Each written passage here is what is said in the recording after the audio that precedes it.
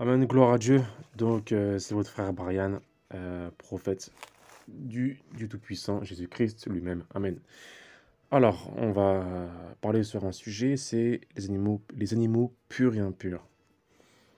Alors, il y a beaucoup de contradictions par rapport à la parole de Dieu, ce que les gens pensent, oui, les juifs, nanana, tout est pur en soi. On va faire des cas pratiques, on va voir ce que ça veut dire par rapport aux animaux purs. Parce que avant, je mangeais beaucoup de porc, j'ai arrêté de manger du porc. Et ma vie a changé. Donc, on va baisser les yeux, prier la tête, prier. Seigneur Père, tu es grand, tu es bon, tu es merveilleux, je te remercie pour ta grâce, je te remercie pour ta bonté, merci pour la paix, merci pour la vie. Seigneur, je te dis merci beaucoup que tu me donnes la grâce, le privilège d'enseigner ton peuple précieux, Seigneur, acquis par la croix, par rapport aux viandes pures et impures. Car c'est toi qui as créé toutes choses, mais tu sais pourquoi est-ce que l'homme ne doit pas manger les animaux purs et impurs. Dirige ma bouche, dirige mes lèvres, au nom de Jésus-Christ, j'ai prié. Amen.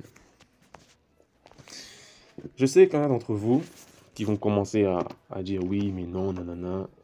Je sais que les humains aiment beaucoup la nourriture.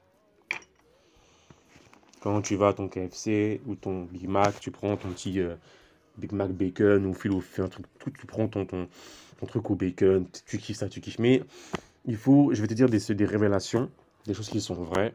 Et on va aller voir la parole de Dieu, ce que Dieu Tout-Puissant, le Créateur des hommes et des humains, et ce que l'apôtre Paul a dit. Et ce qui s'est fait avec d'autres révélations, bien sûr. Prions, alors lisons Lévitique 11:7.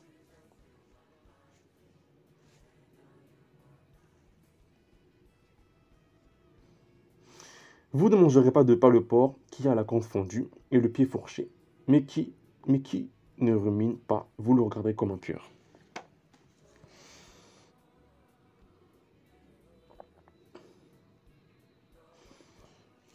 Ésaïe, Ésaïe,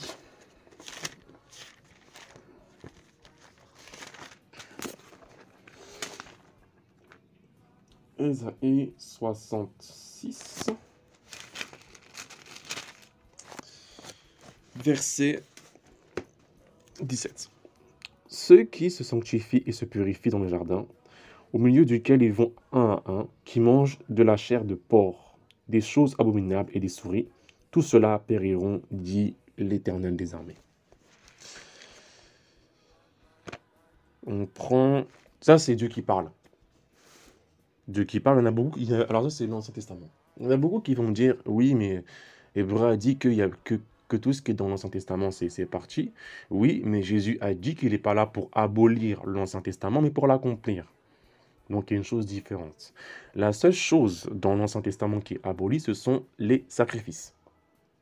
Quand tu sacrifies un bœuf, c'est terminé. Jésus est venu à la croix pour annuler les sacrifices. Parce que nous, en Europe, c'est pas en Europe, Dieu savait qu'en Europe, à ce temps-ci, on ne peut pas avoir des parcs à bœuf, à mouton pour sacrifice.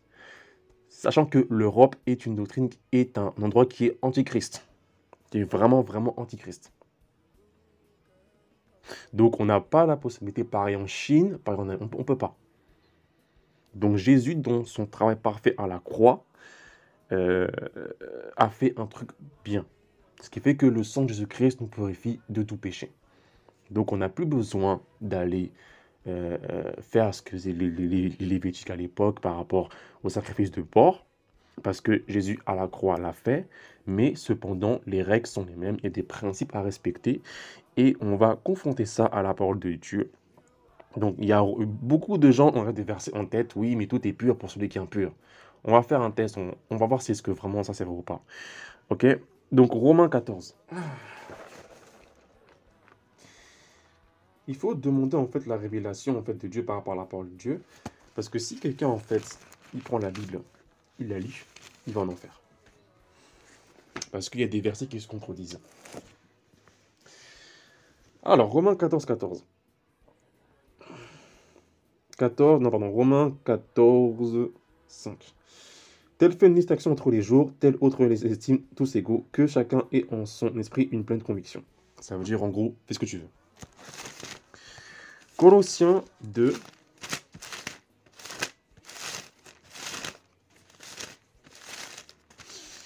Alors, dans ce que je dis, il faut apprendre ça avec des pincettes. Colossiens 2, 16. Que personne donc ne vous juge au sujet du manger et du boire ou au sujet d'une fête, d'une nouvelle lune ou un sabbat. C'était l'ombre des choses à venir, mais le corps est en Christ. Ok. Et ça, il y a un verset, je ne l'ai pas en tête. Mais tout est pur pour celui qui se garde pur. Dans 2 Timothée, donc il s'écrit que tout est pur pour celui qui se garde. Pour tout est pur pour celui qui est pur. Et celui qui est souillé et incrédule, il y a quelque chose comme ça. Dans le titre, je crois. Alors, titre 1,15. Tout est pur pour ceux qui sont purs, mais rien n'est pur pour ceux qui sont souillés. Attends, je recommence. Tout est pur pour ceux qui sont purs, mais rien n'est pur pour ceux qui sont souillés et incrédules. Leur intelligence et leur conscience sont souillées. Ok. Alors, dirige ma bouche. Il y a une sœur qui a fait ça, tout le monde connaît ce témoignage-là, je pense. Hein. Il y a une sœur qui a fait un témoignage qu'elle est partie au paradis pendant qu'elle priait, donc sur la chaîne Peniel Gospel TV. Elle a vu l'apôtre Paul et elle a demandé à l'apôtre Paul, oui, il y a beaucoup de gens sur terre qui sont à la guerre par rapport au verset. Que dis-tu? Et l'apôtre Paul lui a dit que déjà il y a un problème de traduction entre le grec et le latin. Grec, latin, français et anglais, il y a un problème de traduction. Ce qui veut dire qu'il y a des mots en fait qui ont été dits en grec qui n'ont pas la même signification, la même chose aussi. Deux, il avait dit que le gouvernement mondial, les agents de Satan, au fur et à mesure, ils ont changé les mots. Et dans ce que l'apôtre Paul dit, il a absolument raison, parce qu'il y a des versets qui veulent rien dire. Il y a des versets, on va voir, on va faire pas à pas, on va être pragmatique, pas à pas, parce qu'il y a des versets qui veulent rien dire. Dans les Bibles d'aujourd'hui, le mot adultère a été retiré. Galates 5, 19, qui parle des œuvres de la chair. Dans les vieilles Bibles, donc moi j'en crois les Bibles d'à l'époque, là, le mot adultère est encore là. Le mot adultère est encore là. Mais par contre, dans les éditions peut-être de 2015, 2021, 2022, ils l'ont retiré. Ils ont mis des mots compliqués. Ils ont mis des mots compliqués qui ne voulaient rien dire. En anglais, ils ont le mot fornication. Fornication, c'est quoi? Fornication, c'est avoir une relation sexuelle avant le mariage. Sauf qu'en français, le mot fornication est retiré. Ils ont mis impudicité. Quand tu regardes la définition des mots, impudicité, fornication, ça n'a rien à voir. Impudicité, c'est quelqu'un qui est nu. T'es impudique, la pudeur, se couvrir. Fornication, c'est avoir une relation avant le mariage. Quelqu'un peut être nu dans la rue, mais ne pas faire fornication. Si t'es nu dans la rue et que t'es seul, t'es impudique. Mais par contre, t'as pas fait fornication. Ce qui est différent. Fornication, c'est vraiment faire tout ce qui est les choses sexuelles avant le mariage. Voilà. Donc, ce qui veut dire quoi? Ce qui veut dire que il y a une modification des mots qui ont été faits. Et des fois, ça ne veut rien dire. Prenons, des fois, il faut vraiment bien... moi, je ne suis pas un grand français. Hein. J'ai toujours été j'ai toujours été le dernier de la classe en français. Amen. Mais quand Dieu élève, il élève par la grâce de Dieu. Donc toi qui es un dernier, t'inquiète pas, Dieu va t'élever. T'inquiète pas pour ça. Je sais d'où je viens. Prenons le verset. On va prendre le verset Romain. Ça se voit que c'est un verset qui est modifié. J'en suis sûr. Parce que quand le verset qu'on va lire, on va prendre ce verset-là, c'est n'importe quoi. Romains 13 à 12, de Romains 13, 12 à 14. Je lis. La nuit est avancée, le jour est proche. Dépouillons-nous donc des œuvres des ténèbres et revêtons les armures de lumière. Les armes de la lumière. En anglais, c'est armure, armor of light. Mais en français, ils ont mis arme de lumière. Une armure, c'est pour se défendre et pour briller.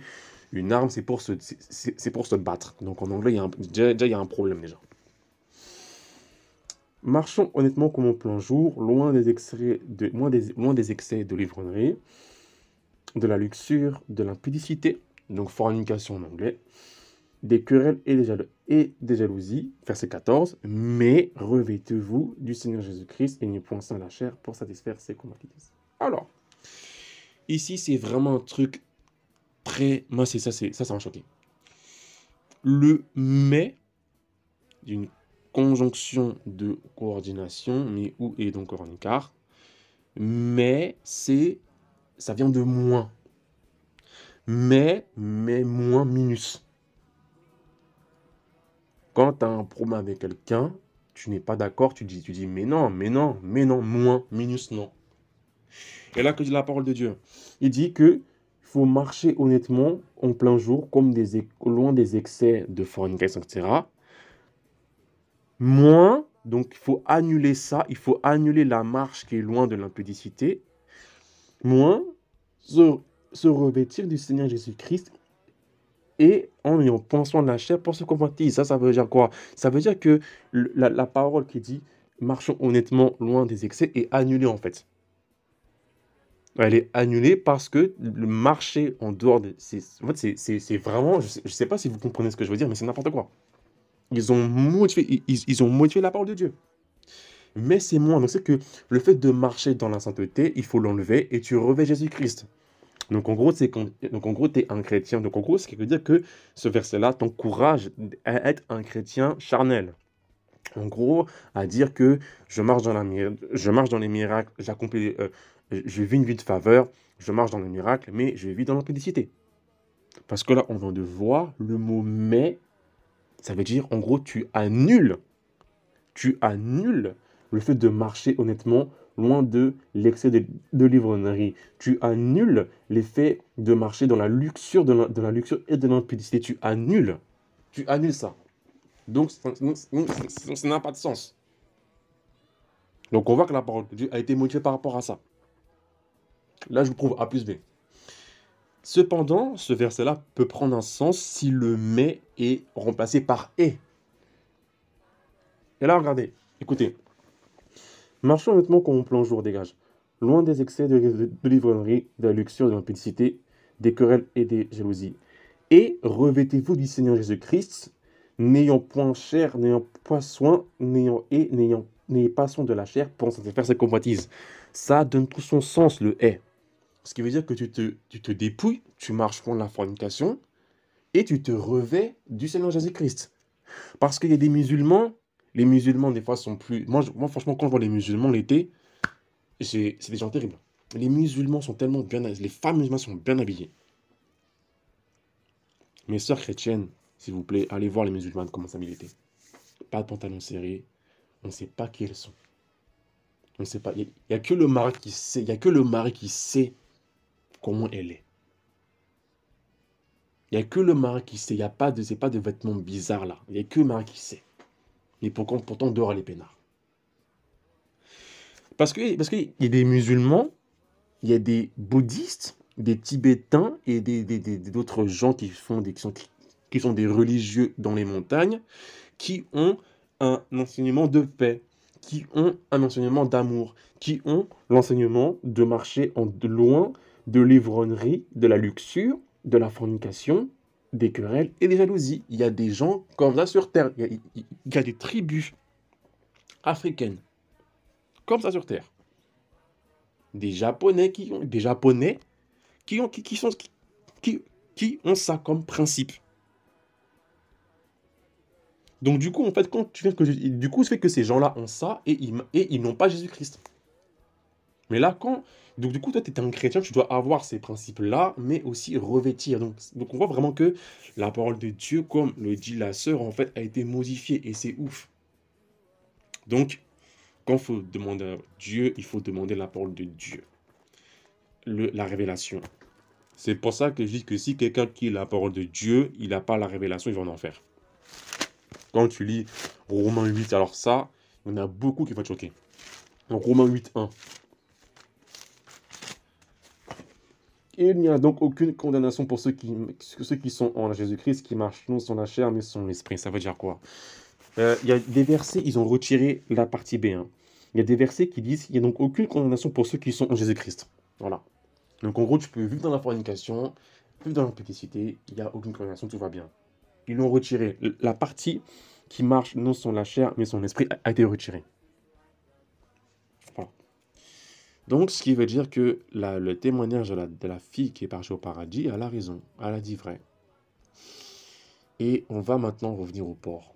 Alors, euh, Dieu lui-même, Dieu qui a créé l'apôtre Paul, donc même l'apôtre Paul savait, hein, même l'apôtre Paul savait, hein, même l'apôtre Paul savait que le porc était un aliment qui était mauvais, mais du coup, comme je vous l'ai dit, ça a été modifié. Dieu lui-même qui a créé, et donc là, Dieu lui-même a créé le porc. Pourquoi est-ce qu'en fait le porc c'est un animal qui est interdit? Alors, qui est impur. Dieu aime le porc. Dieu aime le porc. Dieu aime les animaux purs et impurs. Dieu les a créés avec amour. Mais il y a une loi en fait qui est une loi que tout le monde connaît. Sauf que le monde, la société de consommation a effacé une loi qui est ancienne, une vraie loi. C'est que lorsque tu manges en fait un animal, tu as son caractère. Tu as son caractère. Et oui, et moi je sais ce que, et moi je sais de quoi je parle. C'est pas prophétique, c'est la vérité. Beaucoup de gens pensent que le prophétique c'est surnaturel. Non, c'est naturel. C'est le pouvoir de Dieu comme ça. Oui, quand tu manges du porc, le porc c'est un animal qui, en fait, le porc c'est un animal qui est sale. C'est un animal qui est sale. C'est un animal que quand tu laves, il va retourner dans la boue. Et c'est écrit dans la Bible en plus.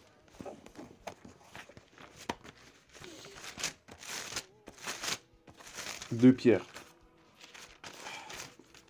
Deux Pierre de 22. Il leur est arrivé ce que dit un proverbe vrai. Le chien est retourné à ce qu'il avait vomi et la true lavée s'est vautrée dans son bourbier. Donc quand tu laves un porc, en fait, une truie, un porc, il va retourner dans le caca que tu as lavé. Donc lorsque un humain mange du porc, en fait, le péché il va retomber dans le péché. Parce que tu as le caractère du porc. C'est comme ça. Et c'est pour ça que Dieu dit dans Matthieu, Jésus lui-même dit dans Matthieu 7,6, t'es un porc. Oui, t'es un porc. Les, les gens ils disent, ouais, t'es un porc. Regardez ce que Jésus dit. Matthieu 7,6. Ne donnez pas des choses saintes aux chiens et ne jetez pas vos perles devant les pourceaux, donc les porcs. De peur qu'ils ne se foulent aux pieds, de peur qu'ils ne les foulent aux pieds et ne se retournent et ne vous déchirent. Donc ça veut dire quoi? Ça veut dire qu'un porc c'est ingrat. Donc quand tu manges l'animal en question, tu as son caractère. C'est pour ça que Dieu dit pur et impur. Quand tu manges des crustacés, les crustacés, fruits de mer, mollusques, calmars, crevettes, un mollusque, ça, ce que je dis, c'est très vrai. Ce sont des minces, alors, c'est pas des poissons, des crustacés. Donc, tous les crustacés, en fait, ce sont des amphibiens, enfin, pas chercher mon mot, ce sont donc des poissons, on va dire des poissons qui sont sous la mer, qui n'ont pas de nageoire. Et dans les Vétiques, c'est écrit que, il faut manger, qu'on peut manger de tous les poissons, sauf qu'ils n'ont pas de nageoire. Ça veut dire quoi? Analogiquement, pas prophétiquement, naturellement, analogiquement, un crustacé, le crustacé qui est sous la mer, il est dans les ténèbres. Il est dans les ténèbres et il y a beaucoup de saleté dans le sable. Donc si toi, en fait, tu manges dans tes crevettes que tu commandes aux Chinois, tes crevettes que tu manges parce que oui, t'es africain, ou tu manges tes mollusques, tu manges tes rillettes de mollusques, etc., ou des moules, en fait, euh, euh, ton comportement va être quelqu'un qui va aimer rester dans les ténèbres et dans la saleté et qui bouge pas. C'est comme ça. C'est comme ça. Quelqu'un qui vient du singe, quelqu'un qui vient du singe, qui a encore du mal à comprendre ce que je dis, que Dieu t'ouvre les yeux. Parce que ça, cette vérité-là, cette notion-là, c'était une notion qui était... Tout le monde connaissait ça. À part les païens, à part les païens qui faisaient n'importe quoi. Mais à l'époque d'Abraham, à l'époque des Égyptiens, le porc c'était impur. Quand tu manges ces mollusques là, t'es tout content, tu bois la sauce dans ta bouche là, avec tes dents et la salive là, ce que tu aspires bien comme il faut. en fait, tu es en train de tuer ton âme. Tu es en train de tuer ton âme. Ton âme, toi, tu as été créé. Dieu a dit que sans la sanctification, personne ne verra Dieu. Tu dois être saint parce que Dieu est saint. Cet animal qui passe son temps dans la saleté, sous la mer, dans les ténèbres, tu es en train de transformer ton âme à être comme ça. Et c'est pour ça que dans Ésaïe 66:3, c'est écrit quoi? C'est écrit que vous périrez. On a lu Ésaïe 66:17. On a lu au début du commencement que vous périrez. Donc quand tu manges le porc, animaux impurs, souris, chauves-souris comme au bled, il y a des gens qui aiment ça, c'est normal. Quand tu manges ça, tu es en train de tuer ton âme. Tu es en train de tuer ton âme. Et maintenant, il faut voir aussi un peu les anciens occultes. Il y a un ancien occulte que j'ai écouté, il a dit que avant de faire sa sorcellerie, son incantation, il faut qu'il soit vraiment vif spirituel, donc vraiment en pleine forme spirituelle. Donc il y a le jeûne à faire. Quand quelqu'un jeûne, il devient très costaud spirituellement. À part ça, il ne devait pas manger de porc. Parce que s'il mangeait du porc, en fait, il devient tout blanc spirituellement. Donc même les blédards, là, les gris au blédards, là, les fétiches, là, ils savent que le porc, c'est interdit. Ils savent que le porc, c'est mauvais. Ils savent que le porc, ça les ralentit, ce qui fait qu'ils n'arrivent pas à faire leur truc, ce qui fait qu'ils n'arrivent pas à faire leur sorcellerie. Ils n'arrivent pas. Ils n'arrivent pas à avoir la force, l'énergie spirituelle pour faire ce qu'il y a à faire parce qu'ils ont mangé du porc.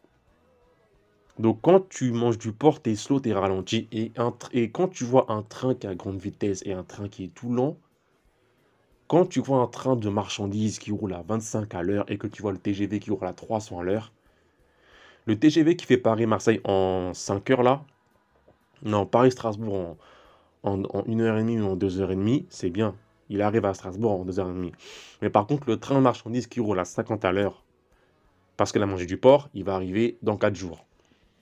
Et entre 2 heures et durant ce temps de 4 jours, il y a eu beaucoup de choses qui s'est faites. Donc quand tu vois les sorts, tu vois dans tes rêves, on te met du porc, en fait, c'est que comme tu es tellement trop brillant, ils veulent te ralentir. Donc du coup, tu manges du porc. Du coup, il faut manger du porc. C'est pour ça que Dieu a dit vous périrez. C'est pour ça que Dieu a dit vous périrez.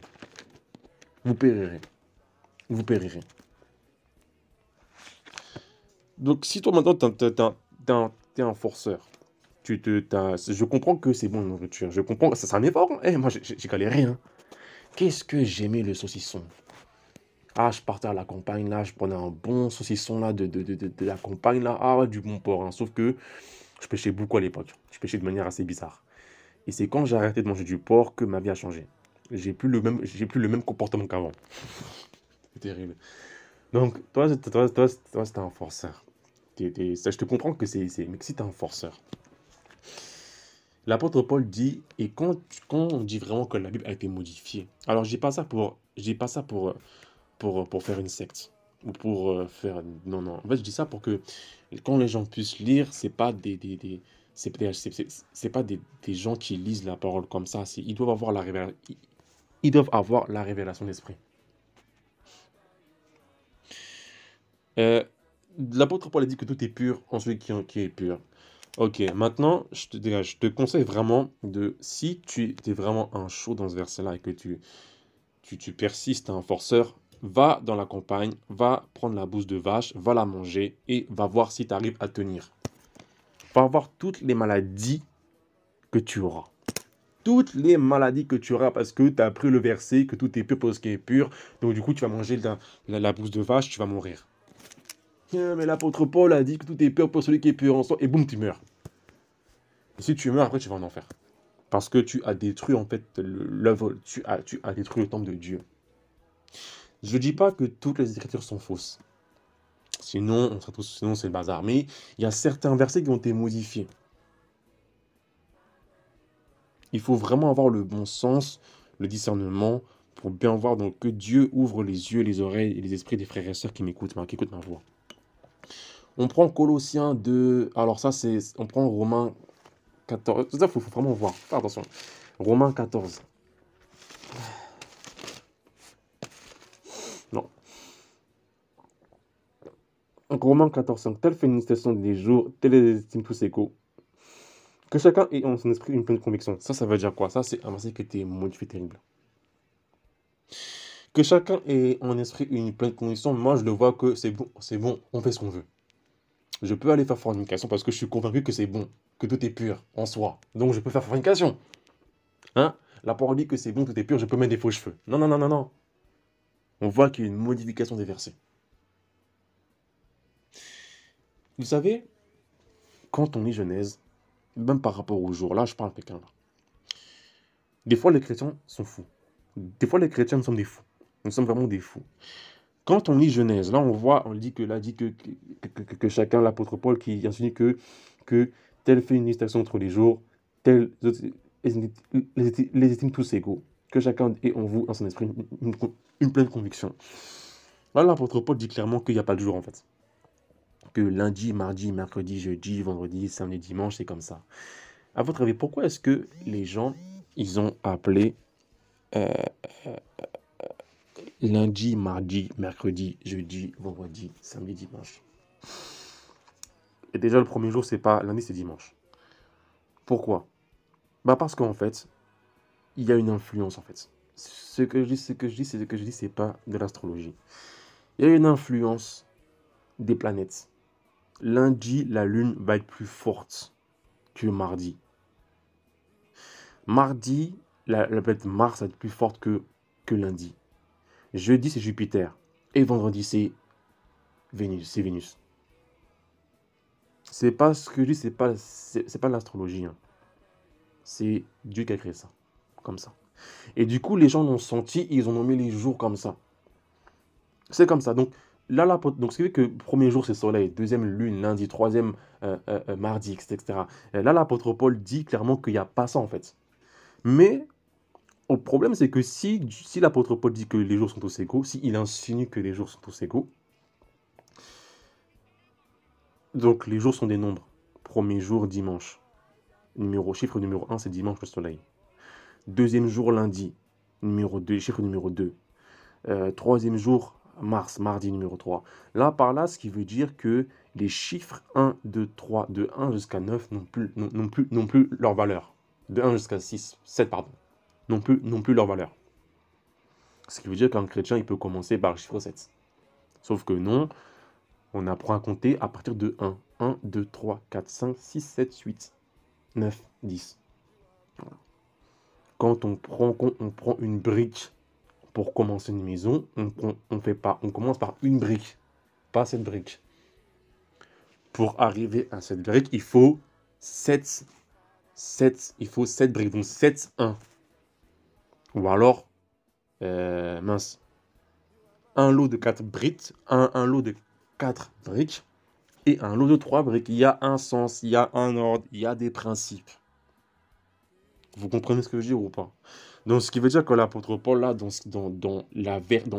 la modification de l'ordre mondial de Dieu, en fait, ils ont vraiment, de l'ordre mondial contre Dieu, ils ont modifié les versets pour que les chrétiens soient fous. Eh oui. Ils ont modifié les versets pour que les chrétiens soient fous. Et là, la preuve, on vient de le décrypter. Donc, pour revenir aux animaux forts et impurs, tout ce que dit donc Lévitique 11, la liste se trouve dans Lévitique 11. La liste se trouve dans Lévitique 11. Lévitique 11.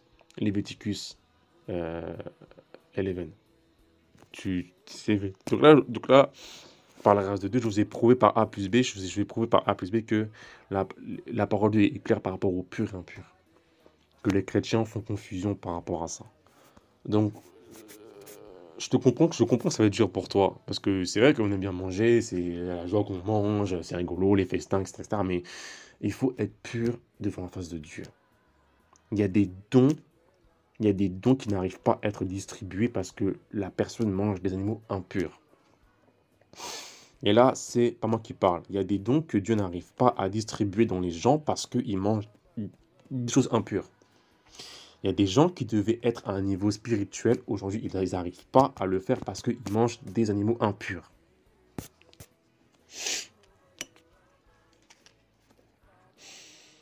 Les gens vont prendre aussi 1 Corinthiens 11 pour dire que la terre appartient au Seigneur et tout ce qu'elle renferme. Ça, c'est là, par exemple, c'est quand tu commandes pizza. Enfin, moi, je vis dans une région, c'est que du halal. Donc, j'ai pas le choix.